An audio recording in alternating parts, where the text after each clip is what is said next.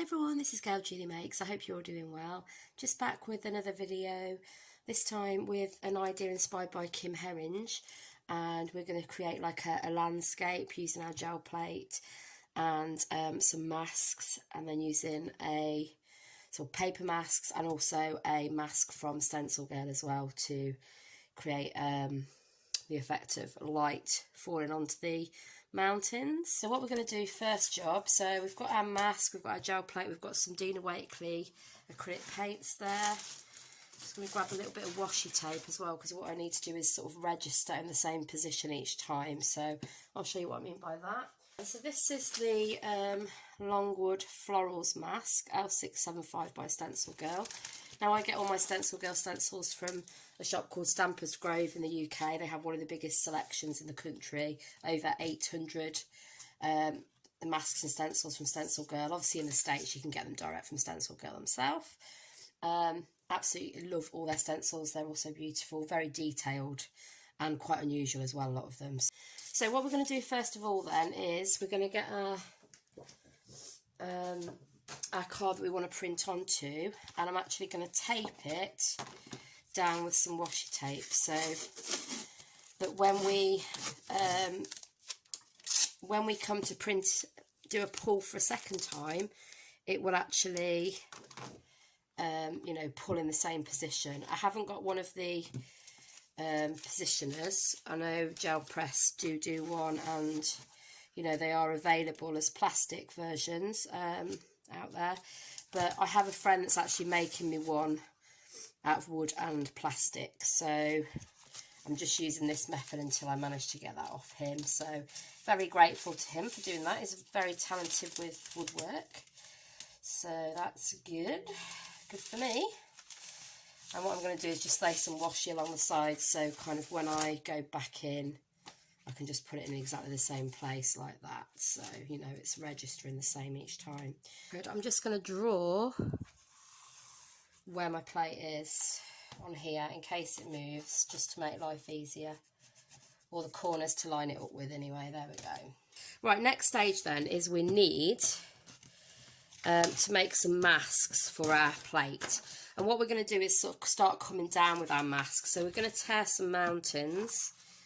So I'm going to tear what is going to be sort of my furthest away mountain, but what we're going to actually sort of pull first. So I'm just going to place that on the plate, and I'm just going to have a go at, so I probably want sky to about, let's go about here. And I'm going to just sort of tear it like it's a checkbook, sort of perforate it. Don't want it too flat. Yep, so I could do a better job if this wasn't stuck to the gel plate, to be honest, but I'm not happy with how it goes there, so I'm just going to come in and tear a bit like that. Okay, happy with that. So that's our first layer, and I'm going to do the other two as well. So the next one, we'll go in and we'll bring it down to about here, I think. So I've kind of laid it in about the same position, and then I'm just going to tear this one.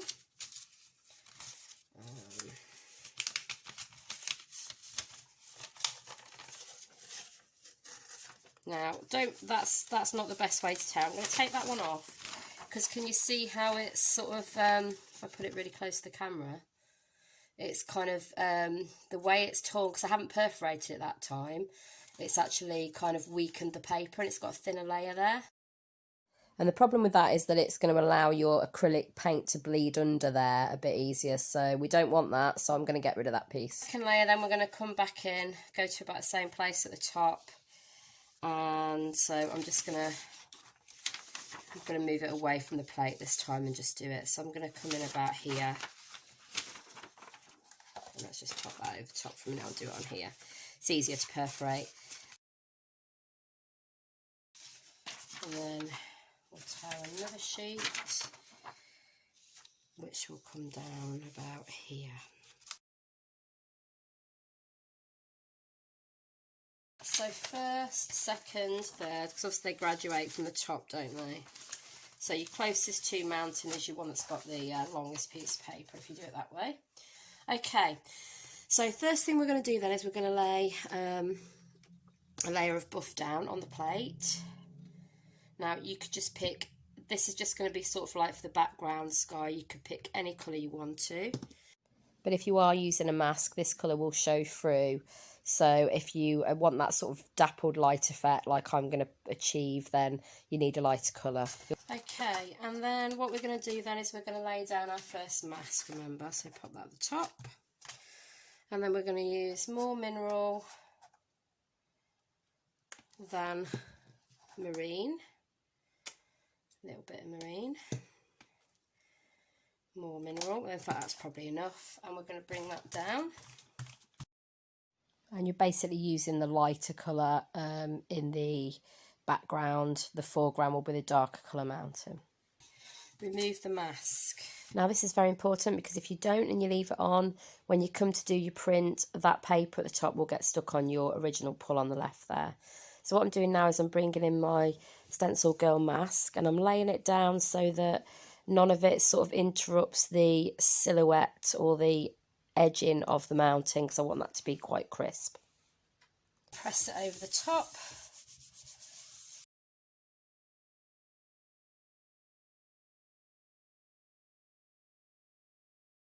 Okay, and at the moment we've got that. Now usually I would do a pull from what's left over on the plate there. I quite like to do metallic bronze with these blues. I've got some that I did previously, I'll show you those later. But for this time I just cleaned it with a baby wipe, did a pull, and you've got like a nice wash effect there. So what I'm going to do now then is bring in my second mask. And I want to sort of hide some of that stencil in there. So I'm just going to bring this in as a different colour. So yeah, that should be about right. Maybe a tiny bit lower. So let it about there. You can sort of judge where you want to put it when you get to that stage, because obviously it might look different to how you originally envisaged it anyway. And this time we're going to put down some, we're going to put down a little bit more marine than mineral this time. So we're just sort of gradually getting darker with our colours basically. So let's just roll that on. And this time I'm actually not going to bring in a stencil or a mask, because I think some of this, if we can get the layer right of paint, should show through. Take the mask off, very important, remember. And we're just going to lay that down. Has it moved a little bit? I think it has. So I'm just going to try and reposition that best I can. There we go, and we're going to move this across. Pull that off, and we have got that. So it hasn't come through as much as I thought it would, but you can see a little bit sort of shining through there. I did want sort of distinction between the layers, so I think what we'll do is we'll put some light on the last layer as well. So we're going to go in with our bigger mask. Let's give it a rub again. So while I'm cleaning the plate there, I just wanted to show you don't have to do that. You can let it dry and then pull with another colour. So effectively it's like a ghost print. So on the left there, I've got a metallic bronze that I used to pull it. And on the right, I just pulled it without any extra acrylic. I think it's just still a bit wet at that point. So, you know, you can get some really nice intricate landscapes coming through there too. Our last mask is going to be about here, I think. Yeah, and we're just going to use marine, and I'm going to bring in a little bit of night as well, which is like cross between sort of blue and black. So it's more, don't use your clean brayer, more of a navy, more of a sort of navy colour.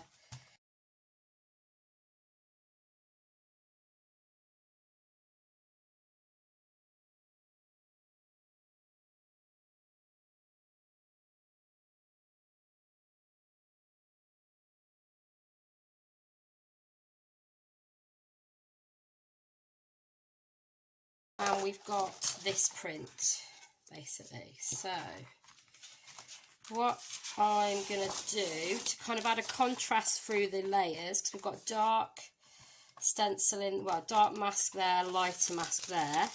I'm going to bring in my white. This is Brilliance Moonlight White fast drying pigment ink, and I'm actually going to lay the stencil down, or I keep calling it a stencil, but this is obviously a mask, and I'm going to just pick an area I like. I mean, you could cover this again if you wanted to, but I'm just going to be really careful. I'm going to get a blender, and I'm just going to go in, get some on my blendy or smoothie, blender, smoothie, whatever you want to call it, and I'm just going to basically try and capture some of these sort of bits. I'm just going to go through.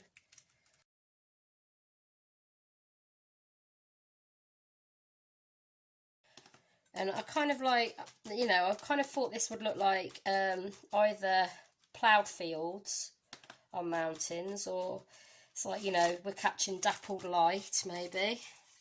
And we've got that sort of effect, which, you know, is a nice transition from the quite stark sort of buff, very bright, really stands out. Then we've got the lighter white showing through, and then we've got that sort of blue light that's shining through on the darker area.